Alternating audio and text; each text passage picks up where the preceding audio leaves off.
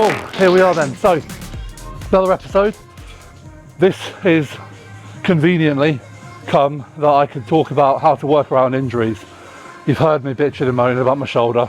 So, I'm going to use today to talk how I change things, considerations around, working around injuries, a little bit of the mental aspect, and just take it from there. First of all, what is the injury I've got?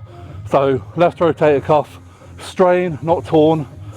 Because it's a tendon issue, it's taken a while, and it will take a while to kind of feel better just because of the poor blood supply.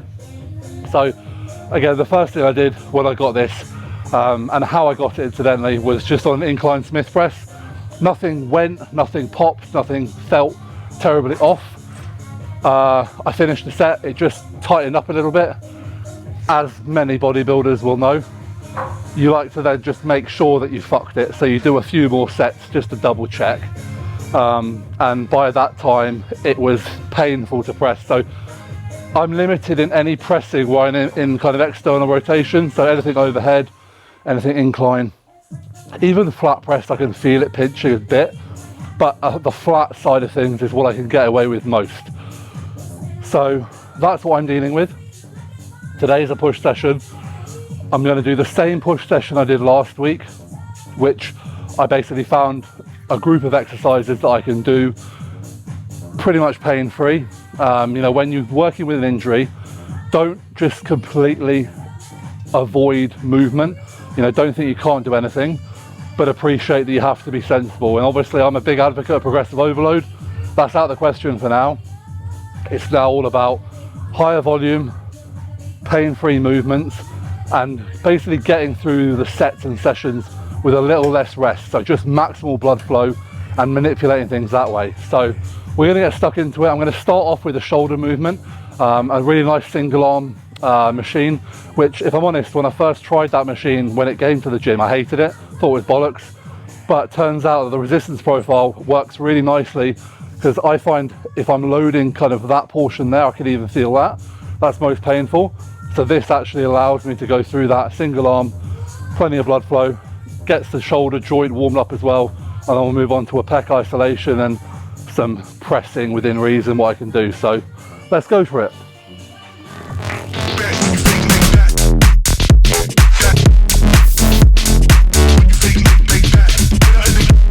So although progressive overload is not a focal point, I'm still taking progress where I can. Obviously it's just in a kind of slightly lower load. So for example, I'm still recording everything in my logbook, so I know where I am.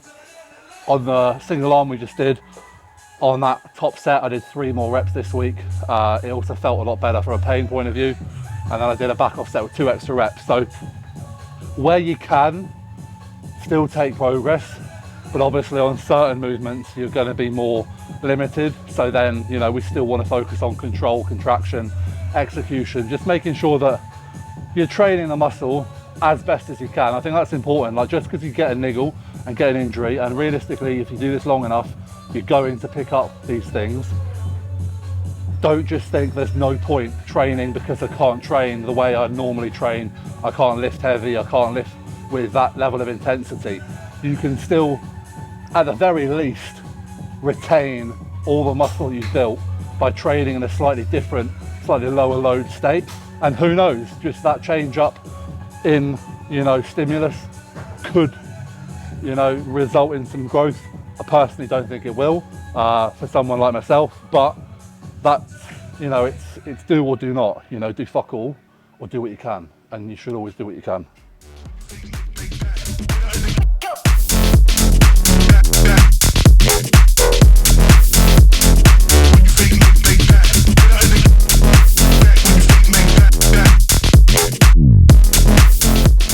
Three progressive sets in weight so far, 20 reps per set, exactly the same principles across all movements today. High reps, shorter rest, progress the weight till I either find a point of failure or I find a little bit of a kind of a niggle. And when I say niggle, it's identifying sort of bad pain and pain that is inconvenient but not detrimental. And that's a very fine line, because I can't tell you or any of my clients where that point of reference is. You have to be very sort of in tune with your body. But I know last week, obviously having logged everything, that this next set was one where I started to feel it more in my shoulder and the reps were kind of lower. So we'll see how it goes today. Again, still looking for progress of sorts. But so far everything feels good. Like when I did my first session after hurting my shoulder, I think on this I was doing like a third of the weight for sort of 3 or 4 sets of 20 just to get some blood in, and even then there was a little bit of pain. So you know, that's where, while it's nowhere near better, I can have specific points of reference that I know I'm improving, and with that I suppose that gives me just a bit more positivity around things. So again, small wins, always look for them, always take them.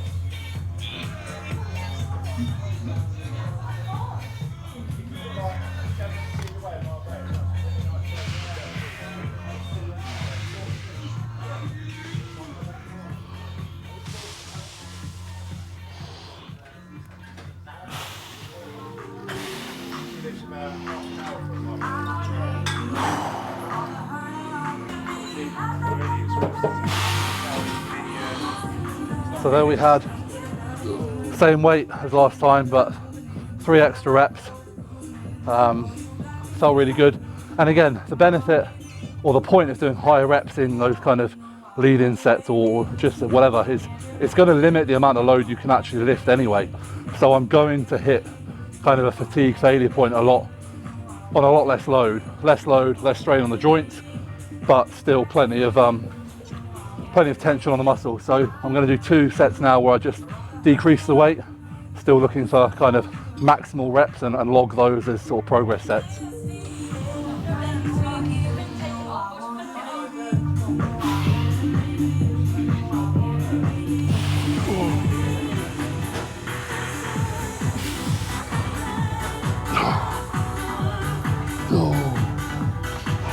Okay, so there we go, we've done 2 exercises, probably boxed off 100 reps on each, so much higher volume, but I feel like I got a pair of titties, so that's a win. So another really important note and consideration when working around any sort of injuries, the movements that you do choose to do them as well and perfectly as possible. So I wouldn't say you ever seen me train with rubbish or sloppy form, but I make a real conscious effort, even more so, to be, you know, on that pec day, for example, slight pause in the stretch, slight pause in the contraction, you know, constant tempo throughout, there's no swinging, no bouncing. So that's going to obviously eliminate any kind of extra pressure or force on the joint, and even more so keep the tension on the target muscle. So yeah, again, I'm always one of these annoying guys who sort of every cloud silver lining and all that. Use any niggles as that kick up the arse to refine your execution within that session, but also to carry it through on other sessions, and just make sure that, you know, you're getting the most out of everything that you do.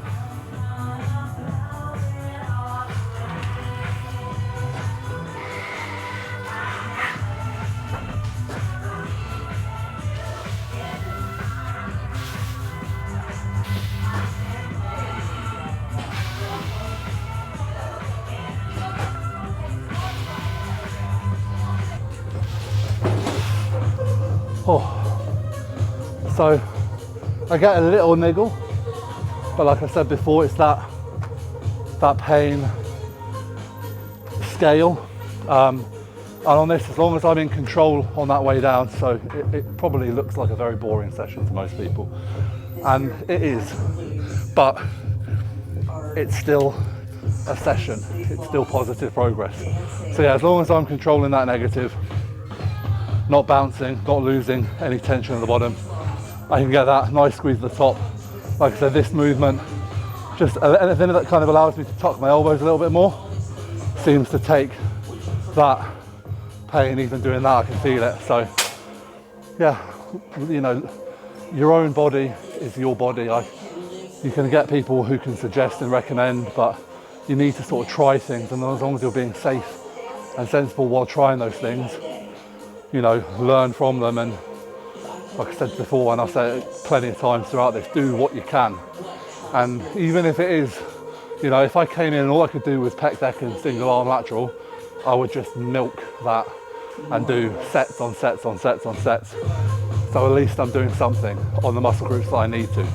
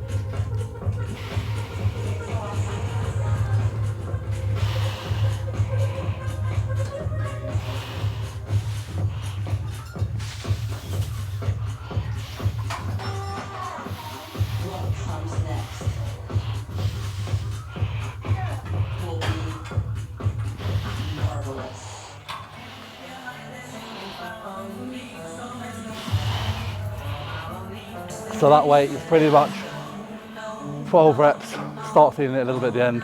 But I'm happy with that. You know, it's not record breaking, it's 2 plates. But again, as a reference point, when I first did this and found that I could kind of do it pain free, I was doing 10 kilos a side. So I am 4 times stronger than 2 weeks ago. Just imagine if I keep that progress up.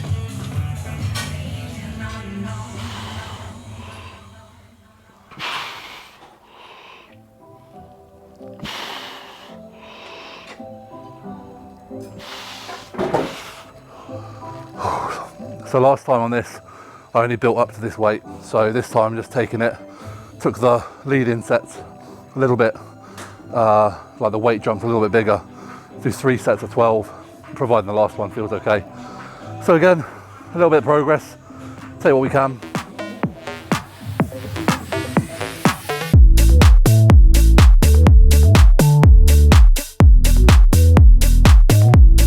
So although this is a bit of an incline machine, you can adjust the backrest, so just by sort of sliding it back a little bit, I actually change it to a little bit of a more flatter movement.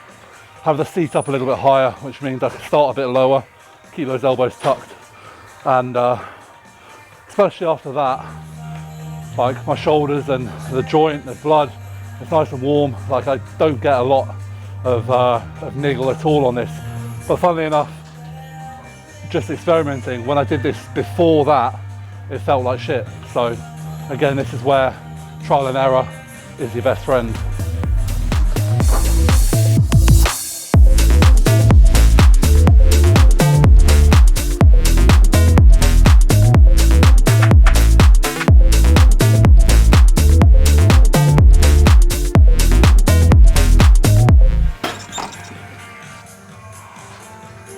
Just feeling even better today.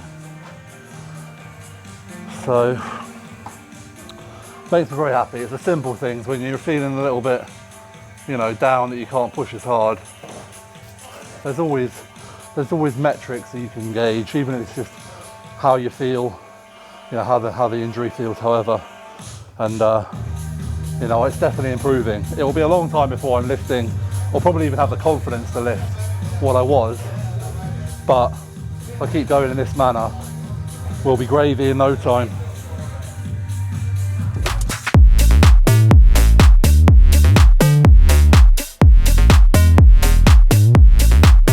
Now I'm actually doing this facing the wrong way, and that's inspired by Justin Shear. Pretty sure that's how you say his second name. Ridiculous physique. Check him out if you don't already follow him, you probably do. Saw him doing it, looked like a really good movement, tried it, felt great, felt better on my shoulder than facing that way. So yeah, that was it. The only difference between me and him is he uses a seat belt to keep himself locked in. Because I am 150 kilos, I don't need to do that. So benefits of being a chunk.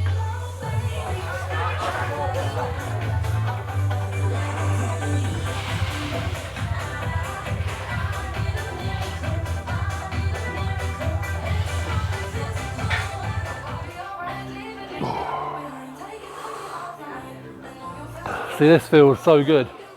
And again, potential silver lining of being injured. I would never have tried it the other way around because it was working absolutely fine facing that way because my shoulder was all right. But this way, not only does my shoulder feel better, but I actually feel like I get an even bigger squeeze out of the triceps, and I also get a little bit more of a stretch through that chest as well. So yeah, listen, some things are maybe meant to be. Maybe this is all part of my my journey. Another potential mistake some people might make when they're injured is kind of, yes, you've got to try exercises, but once you've found a session that you can do, don't just change it for the sake of it. So, you know, what I mean by that is, I obviously before my injury I had 4 different push sessions, so a huge variety of exercises. And I'm looking around the gym here, I'm thinking, oh, maybe that press might feel okay, maybe some Smith work. But realistically, this all feels great. I don't want to take the piss, I don't want to overcomplicate it. I'm quite happy just running this session every single week for 4, 5, 6 weeks, seeing a small amount of progress either in volume or minor load increments, and then be in a position to maybe do another variation of the session and see how that feels. But again, patience is key. It's so easy to, you know, find yourself looking around and thinking, oh, I'll just try that. And yeah, it might feel okay, but then you're just kind of potentially losing or putting in a new exercise where you could just stick with the one that felt fine and just get a little bit better at it.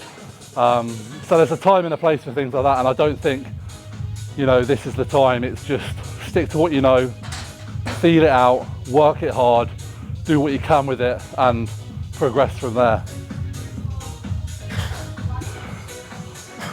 It's almost a worthwhile weight, this. Get that in the frame. Make me look like I'm working kind of hard.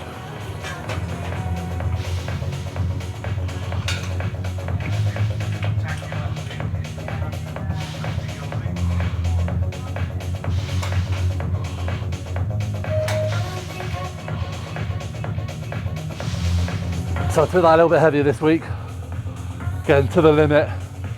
But yeah, progress, less pain, more weight. Can't ask for more than that. So just finishing the chest off here with good old cable crossovers. Slightly bent over. Again, that way I'm pulling down. I'm not exposing that external rotation. Just drive some final blood in there. You know, you can, well, you probably can't because we're not going to film or show every single rep I've done, but you know, compared to a normal session where I do maybe 2 back off sets, 2 lead-in sets, probably trebled the amount of reps I've done in the same time. So that's where the stimulus comes. And to be honest, while it's not quite as mentally engaging, it feels good because I've got a pump. Like, you know, there's nothing worse than having an injury and like literally not being able to sort of feel any of the muscles around it working. Like, I know I'm working, and you know, that is my indicator of a successful session right now.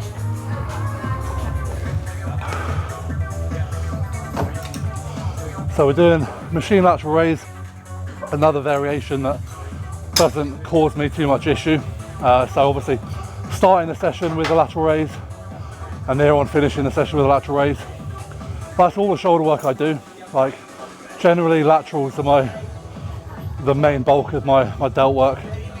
And obviously dropping from 2 push sessions to just this single push session, I've tagged on some side delt work after one of my pull sessions. So across the week I'm probably hitting a similar amount of volume there.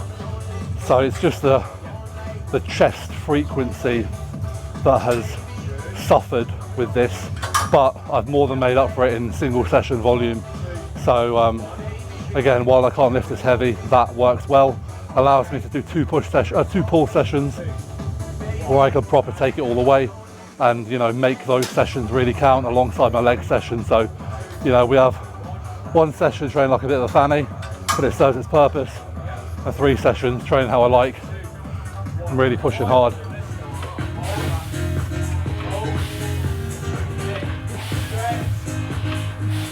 Finish up with some triceps down and behind the head, and that's a very solid session. It's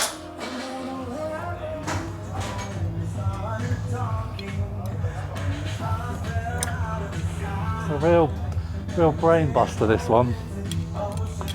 Someone's got it on, so it's got to come off. I don't think I'm making any better.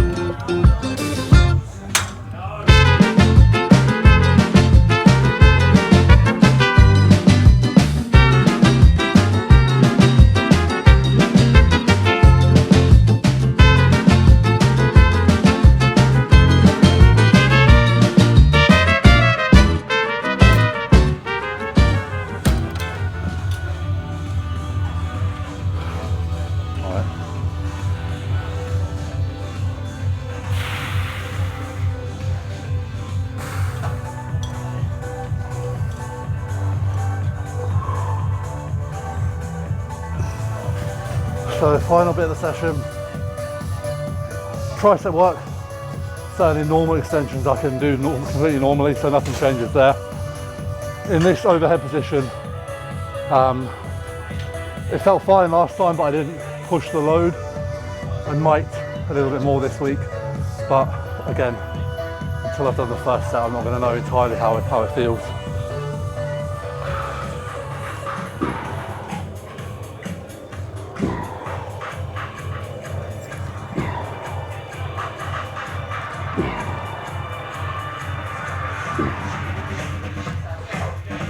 Ooh. Yes, that's a wrap. I'm going to treat you to some fat boy posing now.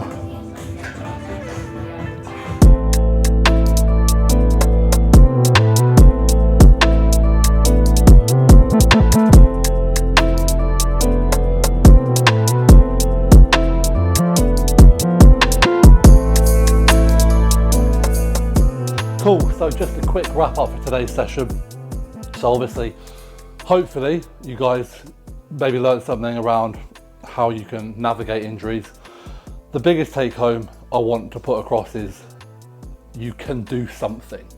The worst injury I've ever had was about 3 years ago, 2 slip discs in my lower back. Legit couldn't really walk or sit very comfortably at all. Still managed to kind of train, just everything was locked down. Obviously, I'd say probably having had that experience has equipped me a lot better today to be able to deal with something as minor as a shoulder injury, because the rest of my body still works absolutely fine. But yeah, you'll be able to do something. Whatever you can do it to the best of your ability. Don't stress about what you can't do. Don't stress about, you know, the potential training intensity changes you have to put in play. Take your time, be patient, build things up. Another thing that I probably should have mentioned at the beginning, but I didn't because I'm a bit special like that, is with any injury, any niggle, don't self-diagnose. Get a specialist to look at it. So I did this 2 Mondays ago. On the Wednesday I was in with Aaron at AB Sports Therapy, who I see pretty much once every 2 weeks and have done for the past 3 or 4 years. Straight in with him to get a diagnosis so he could tell me, right, you strained it, you haven't torn it, you can do this, you can do that. You know, Aaron is a very good physio for guys who train, because he's not, you know, if you went to the doctor, they'd be like, oh, just don't do anything, rest. Whereas his approach is much more realistic, because if a doctor tells me not to train, I'm just ignoring him. Whereas at least if Aaron tells me to be mindful of things within training, then I can do that really, really well. So definitely get it diagnosed with a specialist, get a recommendation, you know, for me, it's the confidence I get from Aaron to say, you're good to go, you just need to be, you know, not train like a dickhead. Easier said than done, but so far so good. So yeah, really happy with today's session. While progress is not the main focal point, progress was made within that high volume approach. Felt full, felt great, did a bit of posing afterwards, didn't hate what I saw. So yeah, I'll take that all day long. But thank you very much again. Video number, God knows what now, but we're racking them up and I'm thoroughly enjoying kind of documenting this journey. You know, realistically, I'm probably under a year out from the show, so or the sequence of shows. So it's very, very exciting. Yeah, stay tuned. I hope you follow all the way. I hope you enjoy it all. Again, questions, comments, pop them below. and like, comment, subscribe, all that good stuff. Thank you very much. Speak to you soon.